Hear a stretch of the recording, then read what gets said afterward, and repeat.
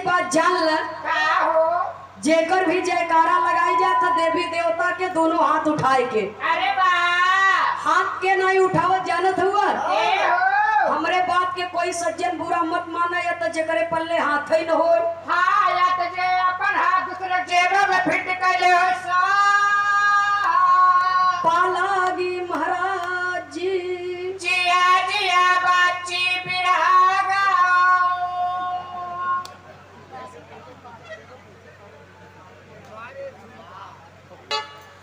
कि देवलोक से अवानिन हो देवता बनले कहाँ।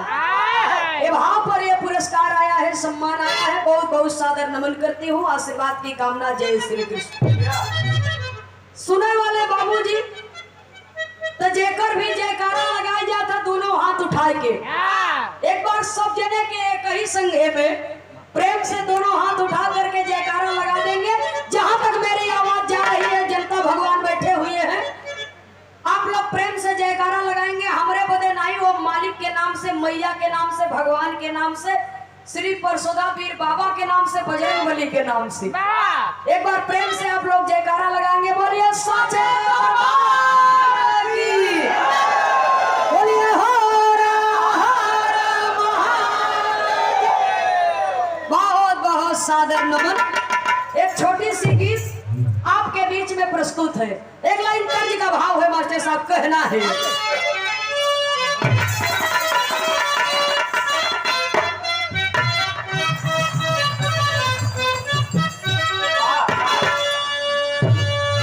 हे राखी तराखी हर साल अवले सवनवा भैया बहिनी का प्यार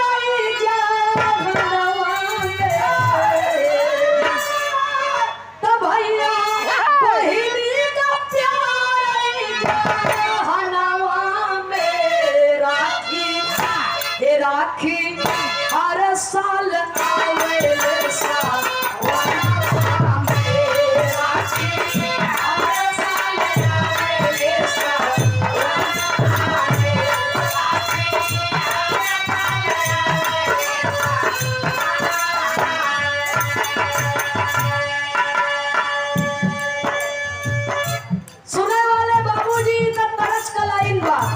लेकिन बात कहाँ की है जरा आप लोग समझ ले।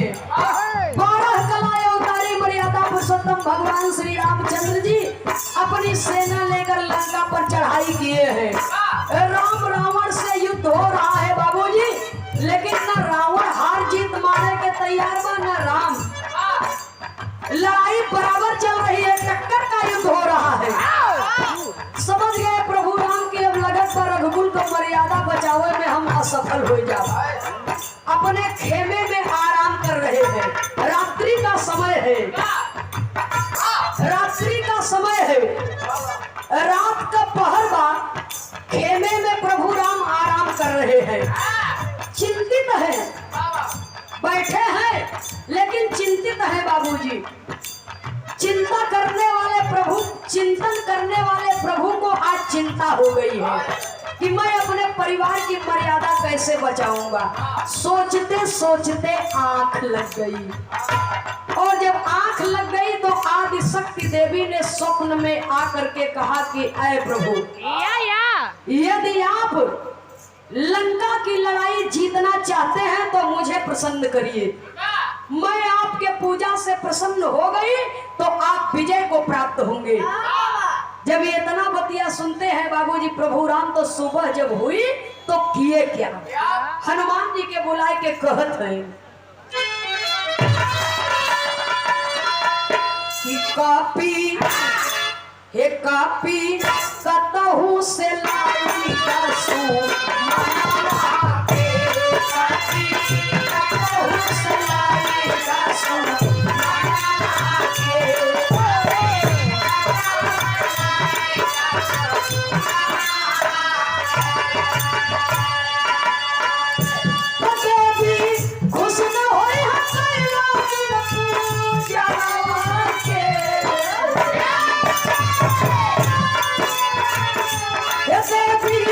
खुश न हो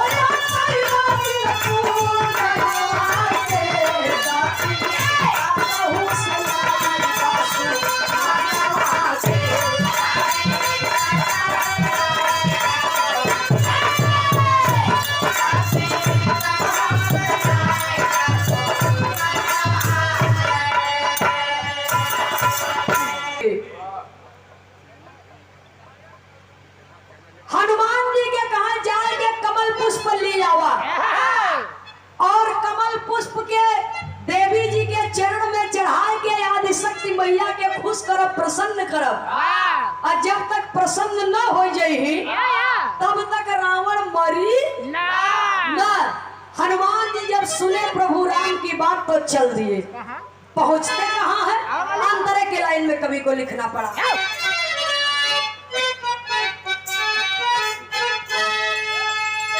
अरे आज्ञा पाके कमल सा रो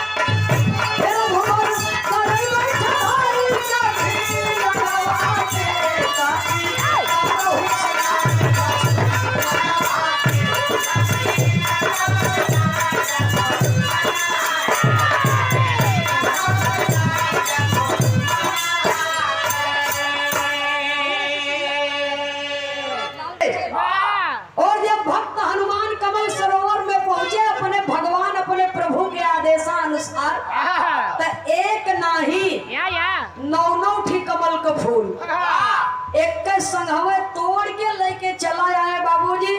प्रभु राम के खेमे में पहुंचे और दे दिए प्रभु को। और जब दे दिए तब उस समय देवी आदि शक्ति की पूजा करते समय भगवान राम ने प्रतिज्ञा किया कि अब हम नित्य प्रतिदिन 9 कमल पुष्प से देवी जी का पूजा करब। कब तक? जब तक माई खुश न हो जाए। प्रभु राम प्रतिज्ञा कर लिए और जब प्रतिज्ञा कर लिए तो 1 दिन बीता, 2 दिन बीता, 4 दिन बीता, 6 दिन बीता, 7 दिन बीत गए, 8 दिन बीत गए। और रोजे हनुमान जी जाए कमल का फूल 9 ठी तोड़ के ले आवे और वो 9 कमल का पुष्प प्रभु राम माता आदि शक्ति के चरणों में समर्पित कर देते थे। तो जब 8 दिन लगातार पूजा किए तो एक घटना घटी। कौन सी घटना घटी?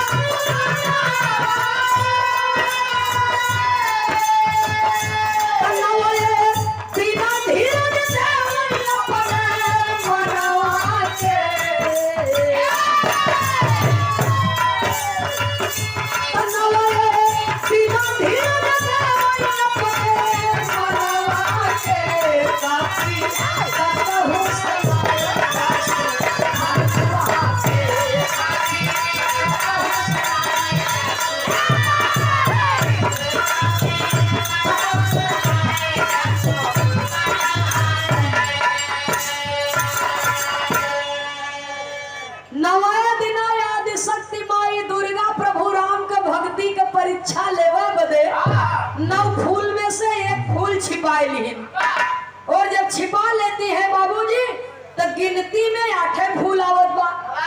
1 बेरी 2 बेरी जय बेरी गिनती करत है ना 8 फूल आवत बा। हनुमान आज की गिनती कम कैसे है? प्रभु जितना हम रोज लेके आवत रहे उतना ही आजो लेके आई है। गिनती आपे से गड़बड़ होत बा, हमसे नहीं। जय बेरी गिनती करत हैं बाबूजी 8 फूल आवत बा, 1 फूल है ये नहीं बा। और जब नहीं है। तब प्रभु राम को चिंता हो गई और सोचने लगे। सोच विचार करके निर्णय लिए। मेरी माँ कौशल्या जी मुझे बचपन में राजीव लोचन कह करके पुकारती थी। राजीव लोचन का मतलब जिसका नयन कमल के समान हो। तो एक कमल पुष्प के कमी के भरपाई करे बदे हम अपन एक अखिए काहे न माई के चढ़ाए दे। और जब अपनी आंख निकालने के लिए बाबूजी चले तो हुआ क्या?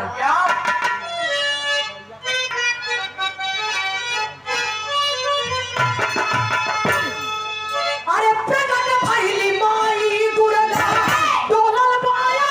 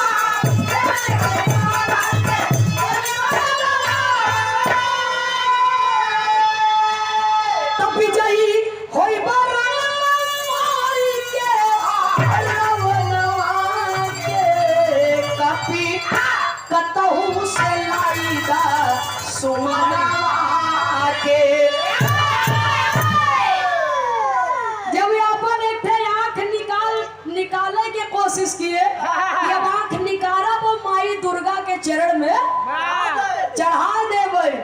सुनने वाले श्रोता सज्जनों, और तब तक माता रानी का आसन हिल गया। प्रभु के भक्ति से माता रानी प्रसन्न होकर प्रकट हो गई और प्रभु राम के हाथों से बाण को छीन लिया और कहती है कि नहीं प्रभु नहीं बेटा, अरे आंख निकाल के चढ़ावा के जरूरत नहीं बा। दुनिया तो है ताना मारी, दुनिया तो है काना कही बेटा।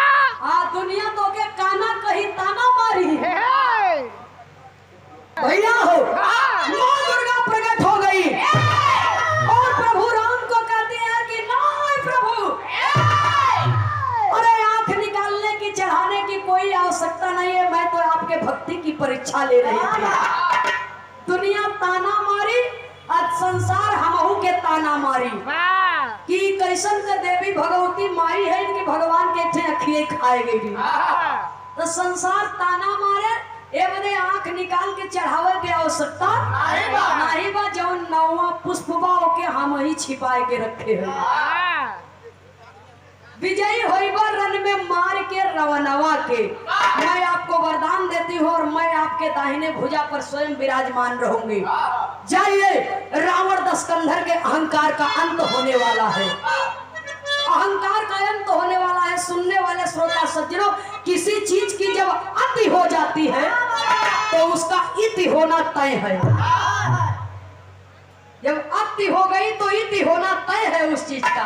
इसलिए रावण दशकंधर के अहंकार का अंत होने वाला है। आप जाइए, रावण दशकंधर को मार करके आप विजय प्राप्त करेंगे, अपने कुल की मर्यादा बचाएंगे मेरे आशीर्वाद से। आखिरी लाइन में कवि को संकेत करना पड़ा। राम रावण का युद्ध हुआ बाबूजी, और अधर्म की नगरी पर धर्म की स्थापना की गई, असत्य पर सत्य की विजय हुई। तो कवि को संकेत करना पड़ा, कहना है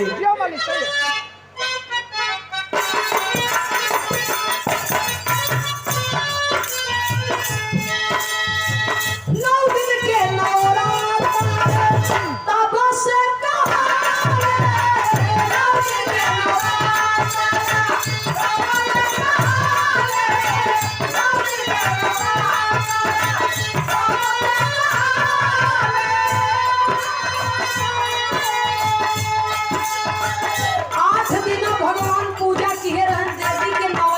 प्रसन्न भई रही, प्रकट होकर वरदान दी थी।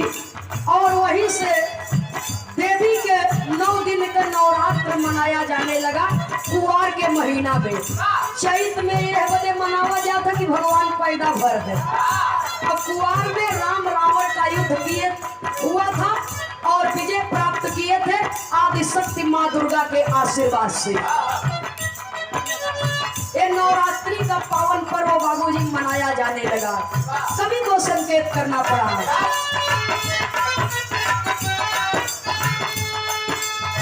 नौ दिन के नवरात्र तब से